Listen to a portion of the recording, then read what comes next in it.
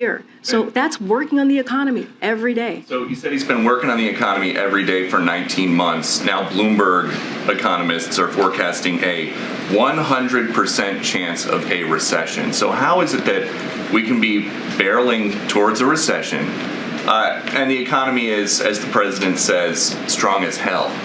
So here's the thing about the economy, and I've said this many times. You've heard this from Secretary Yellen. You've heard this from Brian Deese, who runs our Economic Council, is that what we are seeing right now is the job market is strong. The labor force is strong.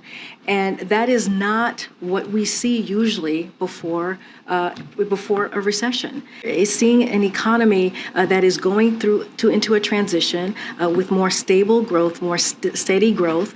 And that is because of the work that this president has done. That is because of the economic policy that he has put forward. And one more on the SPR release. Some White House officials have been talking for the last few days about the fact that it's a possibility.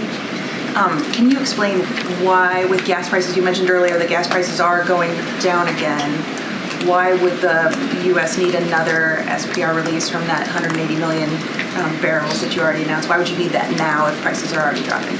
So, again, I'm not going to get ahead of the president. As you know, there's going to be an announcement tomorrow on the president's policy, his next move forward on what he's going to do. So, as you know, gas prices have indeed come down. I just listed some of the states where we had seen an increase, and now we're seeing a decline this past week.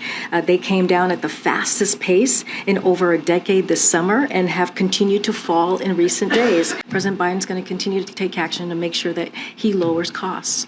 Do you have any response to those who are criticizing the White House, saying that this seems like a ploy ahead of the midterms? Look, the president, I would say this to folks. Should the president not do everything that he can to lower prices?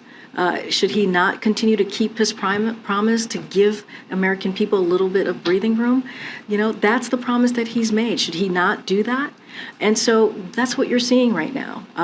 This is something that he has done throughout the summer. And last one, just if President Biden keeps going to the petroleum reserves when there are energy problems, is he giving up on his campaign pledge to end fossil fuel? So I want to be very clear on that piece.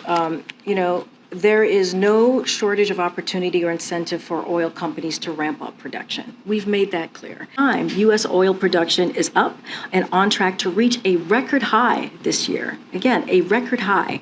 In fact, the United States has produced more oil in President Biden's first year than under the Trump administration's first year. Okay, we're going to move. Topics. There are reports that the administration is considering releasing an additional 10 to 15 million more barrels from the Strategic Petroleum Reserve, and I wanted to know if you could confirm those reports, and if so, what impact do you think that release would have on gas prices? So I don't have anything to announce at this time. As you know, you may have heard that we are going to make an announcement tomorrow, and so I will let the president speak for himself and make his announcement on what he said last week. He would have more to share on what he is doing to bring gas prices, or what he will continue to do to bring gas prices down. But I do want to add a couple of things here.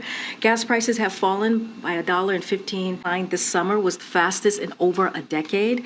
Every month, the typical two-driver family saves about $120 at the pump. Every day, Americans save about $420 million at the pump. Gas prices are falling again. States that saw sharper increases in recent weeks are also seeing more rapid declines. Just to give you a few states, California is down almost 30 cents this week. And so those are the few states that we're seeing the sharp declines that are now coming down.